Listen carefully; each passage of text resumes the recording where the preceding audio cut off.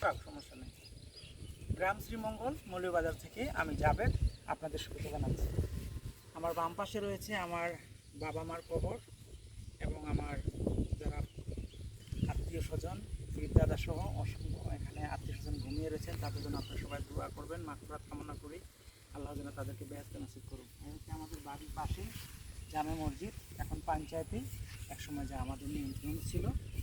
আর এই হচ্ছে আমাদের এদিকে জায়গা জমি যা আছে, এখান থেকে এই সম্পূর্ণ এটা হচ্ছে আমাদের বাড়ির রাস্তা, রাস্তা দিয়ে আসছে। আমাদের মসজিদের ইমাম সাহেব থাকার জন্য এই রুমটা বরাদ্দ হতো। হ্যাঁ, আমরা চলে আসছে আমাদের, আপনি বলবেন গ্রাম শ্রীমঙ্গল নাম শুনছি দেখলাম না, হচ্ছে আমার পীরদাতা শাহ নাসিম আলী ফকির বাড়ি, গ্রাম শ্রীমঙ্গল মৌটুবি মৌলভীবাজার সদর, অর্থাৎ বুঝতে পারছেন। আর আজকে আমি আসছি আমার, বলো ঈদ মুবারক বলো সবাইকে।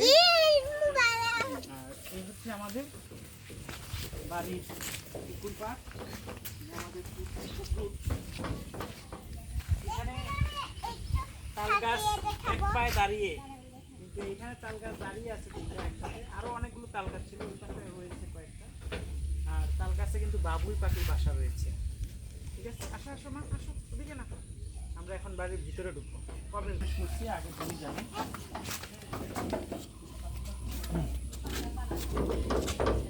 যাকে বলা হয় অন্দরমহল।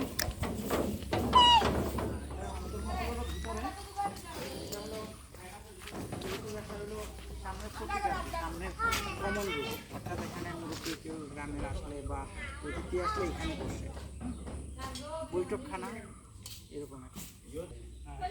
পিছনে আমাদের বাড়ি, আর এখানে খালের ট্যাক্টর এসব রাখা হতো। ঠিক আছে, আমাদের বাড়ি, আর এই হচ্ছে বৈঠকখানা।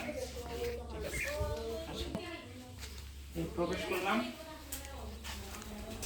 আপনারা সবাই আমার মরহুম বাবা এবং মায়ের জন্য দোয়া করবেন। শাহ জনাব মৃত শাহ আলহাজ জনাব শাহ আব্দুল মান্নান আহমেদ আমার পিতা, মারা গিয়েছেন উনি। আর পাশে হচ্ছে আমার বড় মা জনাবা শাহ জাহানারা বেগম। আপনারা সবাই দোয়া করবেন, আল্লাহ যেন ওনাদের মাগফিরাত কামনা এবং বেহেশত নসিব করেন। এই হচ্ছে আমাদের পিছনের ফটিকের অংশ, এদিকে রান্নাঘর আর কি, সেই আগের দিনের মতো রান্নাঘর যা আছে এখন। আর এই হচ্ছে পিছনের অংশটা, আমাদের পিছনে মোটামুটি আরেকটা পুষ্করিণী রয়েছে ছোট, আর জাম্বুরা গাছ আছে, নারকেল গাছ আছে, আম গাছ রয়েছে, এই আর কি মোটামুটি একেবারে খুব যে তা না। এখানে কিন্তু আম পড়ে আছে, কেউ খায় না, আমরাও পাই না, আমরা হঠাৎ হঠাৎ আসি। আর এদিকেও দেখেন অনেক আম পচে গেছে। এই হচ্ছে বাড়ির আঙ্গিনা। আর বাড়ির ভিতরে ওদিকে জায়গা আছে, অসংখ্য জায়গা, এখানে বাগান টাগান করা যাবে, যেহেতু আমরা থাকি না এর জন্য করা হয় না। তো সাথে থাকুন। বাড়ির পিছনে থাকলেও আমার বাম পাশে পর্যাপ্ত জায়গা রয়েছে, আর এদিকে যারা থাকে আর কি তারা একটু সবজি বাগান করেছে। আর বাড়ি থেকে বাইরে হওয়ার পরে আপনার যে জিনিসটা সবচেয়ে বেশি ভালো লাগে সেটা হচ্ছে পুকুর পাড়, তাল গাছ এক পায়ে দাঁড়িয়ে, সব গাছ ছাড়িয়ে উঁকি মারে আকাশে, এরকম স্বচ্ছ পানির ধারে।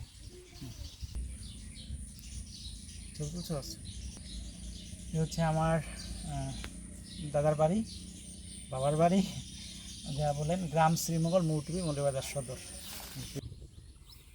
কাজী নজরুল ইসলাম একটা ব্যাখ্যা করেছিলেন, মসজিদের পাশে কবর দিও ভাই আমারে, সকাল সন্ধ্যা আজান শুনতে যেতে পাই। এ হচ্ছে মসজিদ, তার পাশেই আমার বাবা মা শুয়ে আছে এবং আমার মুরব্বিয়ান শুয়ে আছে, আমার পীর দাদা শুয়ে আছে, আত্মীয় শুয়ে আছে, আমার আপু শুয়ে আছে।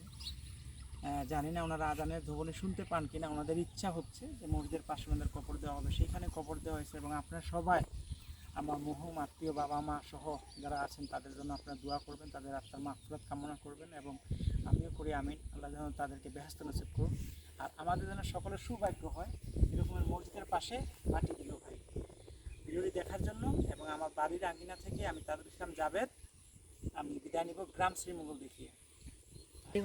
আপনাদের কাছ থেকে এখন বিদায় নিব। দাদার বাড়ির সামনে যে গাছটা রয়েছে এটা দেখি।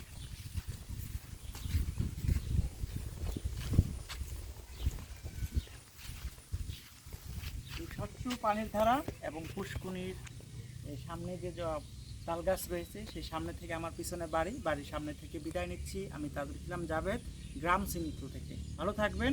সবাইকে ভিডিওটি দেখার জন্য অসংখ্য ধন্যবাদ।